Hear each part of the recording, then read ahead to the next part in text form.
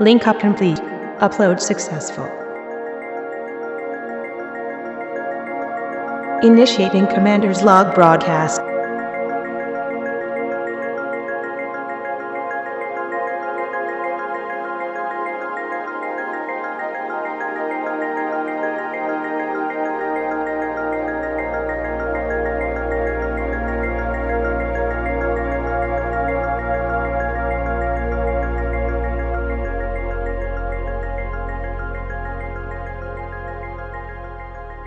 Hello, I'm John Harper and welcome to the third Commander's Log podcast. I'm just about to land at Ridley Scott, the orbital station above industry. That's right, I'm visiting Zaonce for the first time in, well, too many years. Matt Benson, a character many know from the Kickstarter and the forums, is kicking around here somewhere. He sent me a message telling me to turn up for a drink. He's written a limerick for the Commander's Log podcast. There was a young man called John who insisted on writing something quite long. He created a podcast, for sure not his last, to tell his backers he'd march on. Matt has a bit of talent there, so I thought I'd better go and have a catch up with him. On the way, I want to talk about the stretch goals for And Hear the Wheel and summarise the progress to date. I've also hit a pretty big milestone in the draft, so I want to talk about that. And then I want to talk a little about writing suspense and fiction. I'll finish with some community gossip. First though, I have to dock this Cobra. The technicians at Lathe got the ship working, but crossed some wires in the docking computer. I'll have to do this manually. Cue nightmares of rotating oblongs from when I was 6 years old.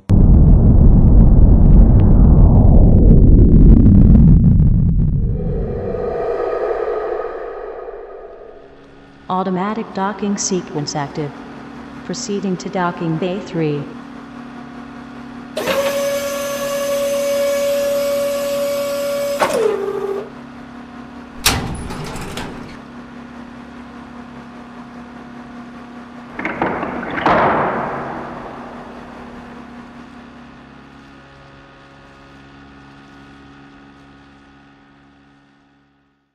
Welcome to Ridley Scott. A docking fee of 2 credits has been credited from your account. So I've mentioned before that I'd like to be able to do an audiobook for And Hear the Wheel. Of all the options I've been looking at, this is the most achievable and a little bit different from everything else out there. If you can break it down into parts, it isn't actually that scary. First, I need a voice to narrate the story. Well, I can do that. The idea was raised by someone in the elite community, and by me narrating, I would ensure that focus and emphasis is where I believe it should be. Second, I would need some voice talent for the speech in the story. Well, I know some people. Convincing them that their voices are good enough for an audiobook will be the challenge. Next, I need high quality mics and mixing boards. Well, I have friends who have all that stuff too. Then there is the most time consuming element, the editing and layering with Foley.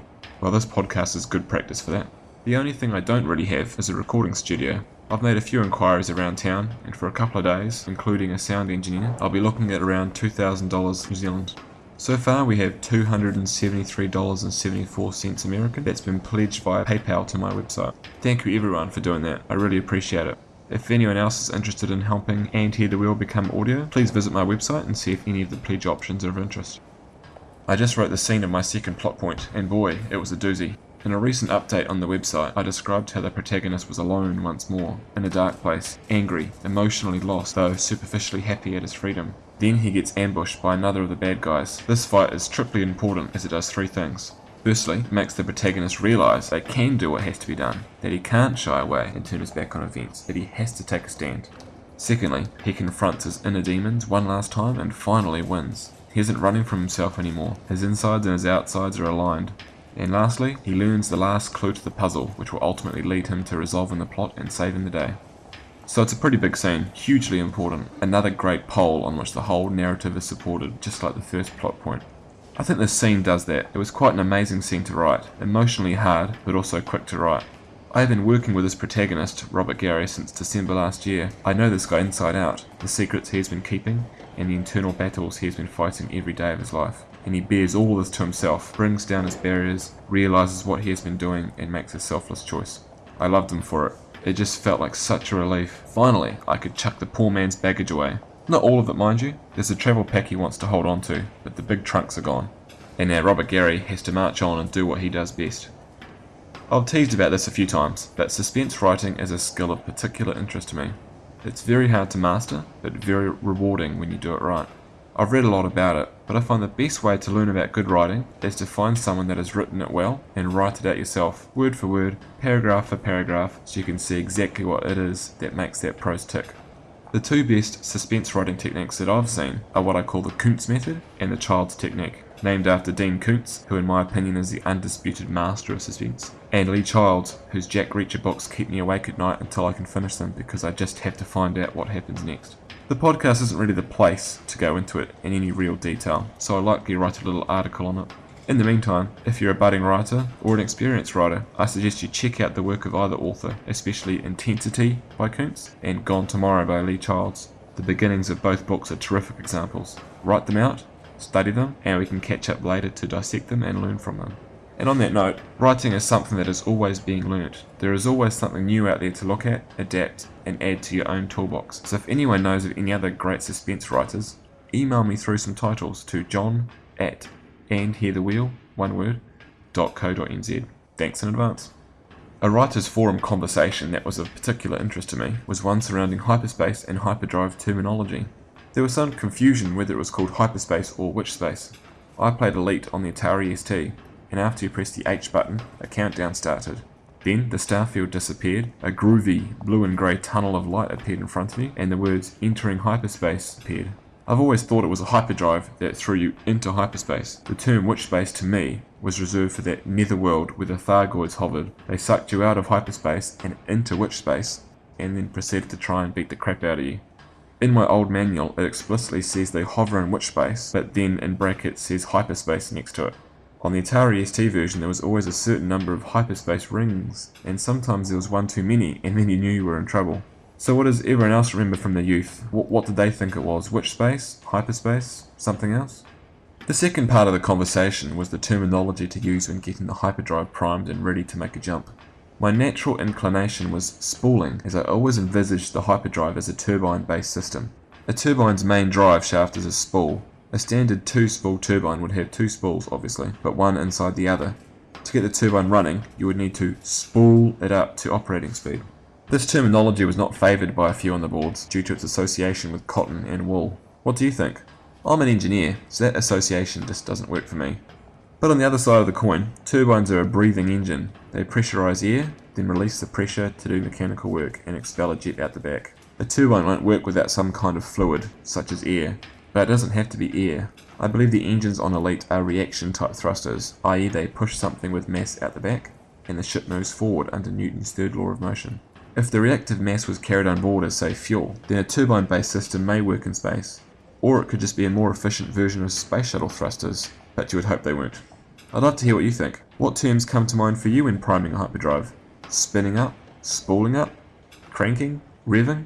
It would be great to get a sense of the community opinion on this one. I've reviewed the crime and punishment concepts in the Design Decision forum. It looks good. It sounds pretty intense, and I just don't see how you could live and breathe inside a faction and do crime in it. This, and the Letters of Marque, really brings it in line with Sid Meier's Pirates. You can commit crimes against the Federation, for example, as long as you're at peace with the fact that you'll never be wanting to land there. You'll be hiding out in independent space for your entire career. It was fun in Pirates, and would be fun here too. We just have to be careful not to have too much sameness. Okay, finally, another fan fiction mention. Pritchard on the Frontier is another piece of fan fiction I discovered in the days of alt.fan.elite. It's pretty long, but it's a rewarding read. It's not a typical Elite story by any means, but it does star a big fat dredger, and it's worth a look if you have the time. Okay, 7:38, 7:40, 7:42. I think I'm here. I guess I'll just knock.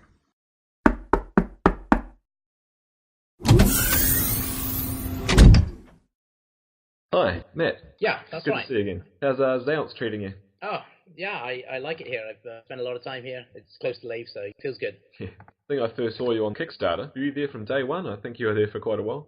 Yeah, I'm not sure it was quite day one. It was actually day two when it officially, if you look at the KickTrack statistics. But I really enjoyed it, and I was pretty much on there almost every day from the second day on towards the end, and sort of playing around on the comment threads and so on. It was good. It's a crazy 2 months. I'd check it in the morning and maybe in the lunch break, and then when I got home, had it in the background on the iPad while I did my writing. A bit addictive, wasn't it? Yeah, it was. In a way, it's good that it did finish, because I think it was getting a little too addictive towards the end. But on the other hand, it's a little shame to have lost all the contact with the people who are hanging out in there, because I mean, Yeah, that's right. we've got the Frontier forums and everything, but it's not quite the same as the energetic sort of intensity that was happening on the Kickstarter. That's right. I mean, there was a guy from Wellington that I was pretty keen to keep in touch with, but I haven't seen him since on the forums. No, was that who was that? The pirate? I can't remember. There were a few, quite every night almost, during the sort of the nighttime hours from the European perspective. The night shift, every night. The exciting thing was just pressing the F5 key and watching the total go up and up and up. Yeah, I particularly like the sort of the outpouring of passion and nostalgia for the old games, and sort of all these people who have now sort of grown up into their working lives, families and children and what have you, and suddenly coming back to something that they'd started doing when they were a child and sort of maybe had forgotten about, but suddenly had sort of all got excited about again. Yeah. And you had some sort of pretty crazy things going on, like a lot of contributions, sort of people starting to write stuff in the comments thread. There were people doing their own Kickstarter campaigns to fund the writers pack, and you had the people doing Lego models, you had the card models, fan websites, statistics website, and I think it was Andrew Winter, that's White. right. Yeah. I mean, writing whole websites just to sort of support the Kickstarter project, and then of course Oddball with his armed camels. That was pretty cool. I was about to mention the armed camel, yeah. Yeah. No, it's quite amazing the amount of energy and talent. There's so much passion for this Elite thing that people are going to all these extents, and then you've got all these novels, and you've got the live radio station, and Chris Jarvis is doing his own little audio play. I mean, there's so much passion here, isn't there? Yeah, I'm sure David Braben had no idea it was going to sort of spiral off in these sort of random ways. I'm sure he was hoping for some nostalgia and some excitement, but I mean, what's happened is pretty incredible. Yeah. See, the writer packs, when they were pledged, a 4.5k jump, that was a pretty exciting moment. Drew Wager's writer pack came in right at the 50% time, and that actually took us over the 50%. And it was like a a watershed moment in the whole Kickstarter plan, because at that point it was still pretty slow in the midday. That's right, yeah. That was a big moment, yeah. I think you're probably the second person to pledge for my campaign. Did something strike your eye there, or are you just an elite fiction junkie? Well, it's a bit of both. I mean, definitely, I think I signed up for every single book in the end, and even one that actually didn't make it. But I think, as far as I can tell, there was only the one book or the one crowd-funded project that didn't make it. But yeah, I went in for all the books. But I particularly like yours. I like the fact that you managed to get together with some of the other guys and start producing some sort of front cover examples. I thought that sort of gave it some energy, ratcheted up the tension a little bit, and then towards the end, it was getting a little sort of squeaky bum time. But it was pretty amazing, because I think I went to bed that night before you were due to finish your project, and it was still not certain. In fact, no. even a bit from certain. And then finally I woke up in the morning and it was still not quite finished, but it was like just about there. And in fact, it may even have just gone past it, and it was like amazing. Yeah, it was really, really intense actually. Quite crazy that last sort of sequence. People were still waking up in Britain. It was like if I'd finished like 2 hours later, more people would have been awake. It might not have been so scary, but it was got the heart pumping all right. Yeah. So what about you? Did you sign up for any of the other books also, or? I mean, I did as many as I found out about. There was Supermassive, Drew's. I've done Alan Stroud's, Kate's. I did the Indiegogo one that failed as well. I think there might have been a second one. I'm not sure. Yeah, I'm not sure as well. I don't know, near the end there, I was sort of focusing on organising my own writing, and there might have been another couple that may have slipped through the radar, I'm not sure. But I did about 8 or 9 maybe. I think someone on the forums now, they're talking about roughly 30 writers, and of course the anthology has 15 itself, so that would suggest roughly 15 or 16 more on the other of the individual books, and the 3 from Galance. Right, yeah, Galance, yeah. Have we heard who's writing those ones yet? I haven't. In fact, I think they're keeping a pretty low profile so far. So they may just turn up in March next year and sort of launch 3 books, and with a bit of a splash maybe then. Till then, I'm following them on Twitter, and they're quite vocal normally on the other things. So I was hoping that they would splash out somehow, but I guess we'll see. Going back a step, Indiegogo was quite a concern for me. As you know, many other people didn't want to come to Indiegogo. I guess it was a step too far. They've set up an account for Kickstarter. It's a nice friendly format, looks up your credit card but doesn't charge anything until it actually becomes successful. So it's easy to upgrade or Zaonce anytime you want. While Indiegogo was, give me your money, give it to me now. No abilities to upgrade. It was sort of an inferior system and scared a few people off, I think. Yeah, I'd used Kickstarter before, nothing to do with Elite. So I was familiar with that, and I'd already had the account set up, so it was easy to get in pledge to the Elite Dangerous project. But then when I heard about Indiegogo, I'd sort of not really heard about them and done a little bit of research in the meantime, and I think I'm getting the impression they might have actually been around before Kickstarter, but Kickstarter may have done a bit more in the way of the user-friendly approach and so on. And you're absolutely right. The way that you can upgrade your pledge, or Zaonce as we say on Kickstarter, is so easy. One of the guys on Live Radio commented that it was easier to upgrade your pledge or to make a pledge on Kickstarter than it was to actually put a comment in the comments thread, which is sort of crazy. Actually, I think it was someone who wrote on Alan Stroud comments thread. He said he had to sign in with a password to put a comment on the comments thread, but to make a pledge, it was actually quite straightforward, a couple of seconds. Yeah, streamline the money, that's the key. That's right. You're a writer as well? Well, I do a fair bit of writing for work. I mean, that's definitely not fiction, and I think if I started going down the fiction route there, people would get upset. But but certainly, I enjoy writing, and I've also got a little blog in the background, so I play with that occasionally. But that's not really fiction either. That's just sort of more musings and non-fiction, if you like. But I have actually signed up as part of the anthology. Can you give us any heads up? What are you planning for March next year? I've got some relatively firm ideas. I'm not disclosing too much of that at this stage because I'm actually holding back the opportunity to possibly change my mind or move in a different direction. But I am sort of hoping to do something around sort of trading or the economics of the elite universe. So, I think that might be a little different, and no one's really focused on that so far. And, so I think that might be quite interesting. So, being on the Writers' Forum, the process that we have, you put a synopsis together and send it to Michael Brooks, and he says yes, or more than likely no, and then you go and modify things and give it back and you get approval. But being part of the anthology, do you have a second step, like communally, as a group, that you have to go through to make sure that your book fits with the anthology? No, not really. So like you've got the Private Writers' Forum, you've also got an anthology forum, which is, again, only visible to those people who are in the anthology or the guys who are going to do some of the artwork for the cover and inside the book. Yep. And that's pretty active too, actually. There's quite a lot of dialogue going on there. And, we've also got the opportunity of matching names from some of the pledges from the anthology to the different authors in the book, because we had that pledge to get a character name. You've got to actually work out how to get those into the books as well. So that's all going to go through that forum. And there's no common thread through all the anthology books at this stage. I mean, there may be later on be a way of fitting some characters together or fitting some aspects of maybe a location through the books. I've been contacted by one of my supporters who paid for a name character, and he sort of mentioned that he's also paid for his character in other books and in the anthology, I think. So there's going to be, he wants this one character or the name to sort of be throughout all the books. Yeah, we've heard about him, and we're in touch with him as well. So similar to you, I think. So what do you think of the forums so far? Are you enjoying them? Are you getting active on them? I was initially on the Writers' Forum quite asking questions and trying to clarify information. When it was all go straight at the beginning, it was pretty intense, but now it's sort of settled down. I think people are spending more time writing now. I'm certainly writing and doing the podcast and everything else that I'm doing. I'm quite busy at the moment. So you're aiming for 105,000 words, is that right now? It is now, yeah. So my second spot point came in at 78,000 words. So it's probably going to be 103, 105,000 words. And I'm about 82 at the moment. So I've got 2 more big scenes to go, sort of climatic scenes, and then we'll be done. Yeah, so you've got a good bit more to work on in the same time frame that the anthology guys are aiming for, because I think typically the anthology they're definitely shorter stories. I wouldn't expect anything longer than 20,000 words, and I definitely expect that a few of them, many of them are going to be a good bit shorter than that. So, maybe just a very short, something like things you saw in the Frontiers Gazette, a couple of pages maybe. In my own experience with writing, I've sort of found that when you get into that 10 to 20,000 word range, it actually becomes quite hard to write. Like a short story, you've got time to edit it, and it's not that long, so it doesn't take too long. A novel, how do you say it? You've got more words to play with, so although every word's still got to have a purpose, you've got a little bit of leeway, while with a short story, every word's got to have double impact, double value. And when you get to that sort of 15,000 word range, the amount of times you've got to edit it to make sure every single word sings and is perfect, it actually is quite time consuming, I've found. Yeah, I know what you mean, and I really enjoyed getting into having a go at some of the drabbles. After Michael did a drabble in the last newsletter, we've been having a go at some drabbles in the Private Writers' Forum. I think have you done one of those yet? I haven't yet. No, I've been thinking, I should probably do that. Good advertising, but I've been set myself this goal of 1,000 words a day.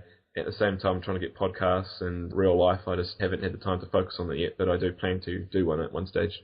Yeah, Kate came on and did a drabble the other day as well, so more and more people are starting to add to them. I've decided that if I do really struggle to come up with my story from the anthology, I'm just going to write 200 drabbles and put them all together. Well, I quite like your drabble about the Thargoid Cobra game. That was pretty clever, I thought. Yeah, it sort of came from my children. Somehow it just seemed obvious at the moment, and I tend to do all my drabbles late at night. They just come and I just type them straight into the forum. That's fantastic. I've got a question for you. And I think I know the answer to this, but I'm going to ask it anyway. Elite, Frontier, or First Encounters? Yeah, I'm definitely from the original Elite.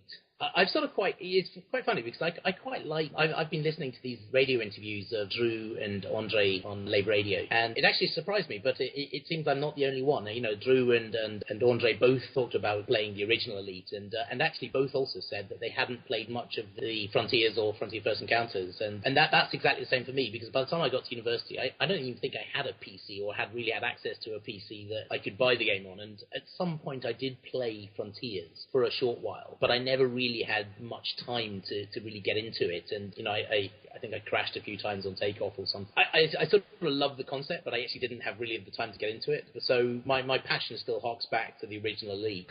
Elite's totally special to me. I blew up the extra RAM my father had installed in the Atari ST playing Elite. You know, I spent too many hours playing that game, but I guess for me, First Encounters and Frontier, I played those when I was a bit older, like pre-teen, early teens, and you know, I played with Thugwood missions. I did everything I could. Still only got to Dangerous before I moved on to Cars and Women. You know, I guess that was the focus for me, and I spent so much time doing it, that was actually quite handy, you know, writing a story set in that universe. All those hours that I played, that's research right there, you know, so everything was sort of automatic. I didn't have to do too much research. There's a website which has all of the news articles, so I've had to refer to that a few times to find something, but in general, it's all been up in the head and made it a lot easier. Yeah, it's funny, you mentioned you got to Dangerous, right? I actually can't even remember what I got to, and I'm not sure it was that high up the scale, because I was still playing with the cassette version of Elite on the BBC B until I think later I got a disc version, but when I really went through it, it was the cassette version, and it was such a pain to save and rewind the cassette and find the right point in the tape where you'd save the last point that you'd saved to, that actually I just didn't really bother. So, you know, I was playing like the ultimate Iron Man version of Elite right from the game one. So if I died, it was really back to square one. And it was back to Lave with a harmless and, a 1 megawatt pulse laser and 100 credits. Hardcore. I have one question for you. So where did the title for your book come from? That's the And Hear the Wheel. Well, it comes from a T.S. Eliot poem called The Wasteland, and that one is already kind of famous, I think. Ian M. Banks used that one a few times. But And Hear the Wheel is just a line from that same poem. I wanted something poetic as the title, because when I was planning the story, it was supposed to be, it's epic.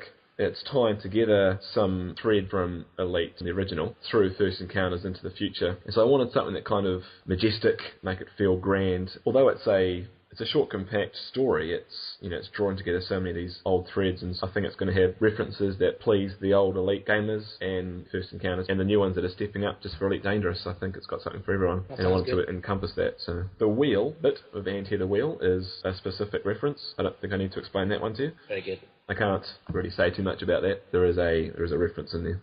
Excellent. Well, I'm impressed with your ability to keep up the writing. I mean, every time I look, you seem to have done another 1,000 words, and you know, so it seems to be on track pretty much for your goal, right? That's right. Yeah. So I want to finish April. Yeah, I'm pretty confident I'm going to do that at the moment. I'm in a bit of the story where I'd written a 30-page synopsis while I was waiting for Frontier to approve my 2-page synopsis. And they came back and said, no, you can't do that, you can't do that. I've basically got to keep the first half of the novel, or the first 15 pages of the synopsis, but the last 15 pages I had to pretty much throw out, and I reworked it in a 2-page format. My 15 pages of synopsis is actually only 2 pages now, so it's a little bit slower, a little bit harder progress. I have to actually figure out the details, visualising what's going on, like the Harper into a system, what's actually there, what's going on. I haven't written that down already, so I'm figuring that out as I write, which is a bit of a pain. I don't like to write that way, but I've only got to do it for another 20 days or something, and I'll be done. Yeah, well, I'm sure you'll get there, and we're all looking forward to reading it. Thank you very much. No, I'm really thankful for the support and that you came over to Indiegogo and helped out. Yeah, you're welcome. All right, I guess I better head off and leave you to your kids. I'm hoping they're all asleep right now. my kids are upstairs in bed. Yep. All right, thanks for your time. Look after yourself. Thanks a lot for that, Matt. I really appreciate it. Cheers, John. Cheers. All right, ciao. Bye. Okay, well, that's a wrap for this episode. Thank you, Matt, for your time. Just a reminder that feedback is always appreciated, either as an iTunes review or a message on the Elite forums or by email. Being a writer, I'm absolutely in love with constructive criticism, so if there is anything you think I can improve, let me know and I'll take it on board. Thanks for listening and tune in next time. Here's some more Stellardrome to see us out.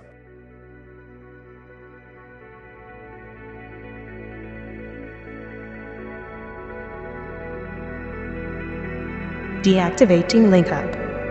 Commander's log broadcast terminated.